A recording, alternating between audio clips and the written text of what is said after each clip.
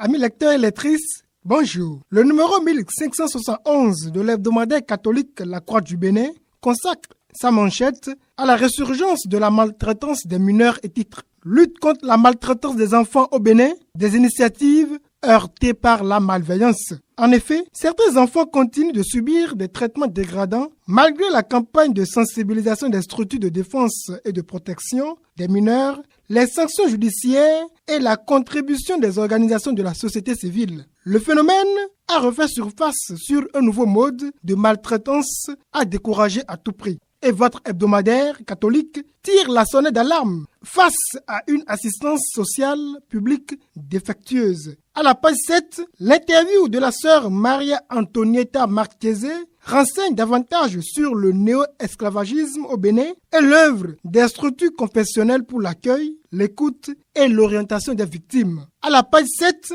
la sœur Marchese déclare, je cite, « Nous parvenons à donner un avenir à beaucoup de filles, heureusement. » Fin de citation. Plus loin, elle raconte l'histoire d'une fille victime de la maltraitance et sauvée par les sœurs salésiennes de Don Bosco. Je cite, « J'ai accueilli à l'âge de 6 ans une petite fille que j'ai réussi à ramener chez nous. Après une longue histoire de souffrance, elle s'est réconciliée avec son père qui l'avait vendue. Elle a fait des études et est devenue infirmière, toujours suivie par notre foyer au Bénin. Puis, l'année dernière, elle m'a dit qu'elle s'était mariée et avait fondé une famille, qu'elle avait réussi à pardonner à son père qui l'avait vendue quand elle avait 6 ans avec son petit frère. Fin de citation. En page religion, le journal rencontre des sacrements de confirmation célébrés la semaine écoulée sur tout le territoire ecclésiastique de Cotonou à la même heure, selon la délégation exceptionnelle accordée par Monseigneur Roger Roumbedi à chaque curé de paroisse. L'édition spéciale du pèlerinage annuel à la grotte Maria Notre-Dame d'Arigbo de Dessazoumé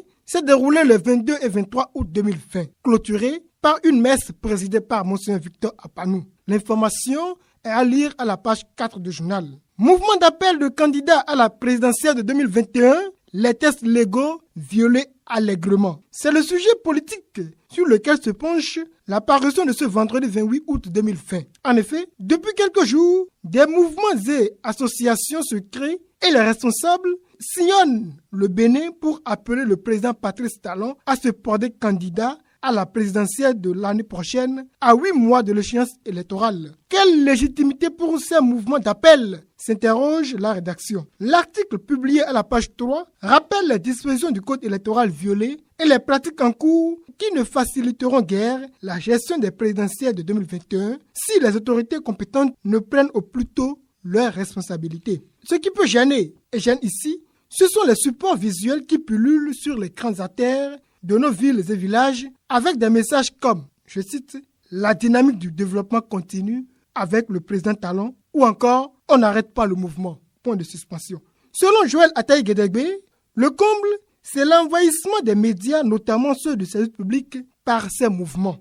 Est-on obligé de couvrir tous ces événements en ce moment sans courir le risque d'engager la responsabilité sociale du journaliste conformément au code de déontologie et d'éthique de la presse béninoise? Où se trouve le tribunal des pairs, l'ODEM? Pourquoi un silence de la part de la HAC? Il faut savoir donc arrêter au plus tôt ces mouvements pour éviter de se voir tassé de complicité. Conseil Joël Ataï Guédégbé. Merci pour l'attention. Florent Wessino, à vendredi prochain.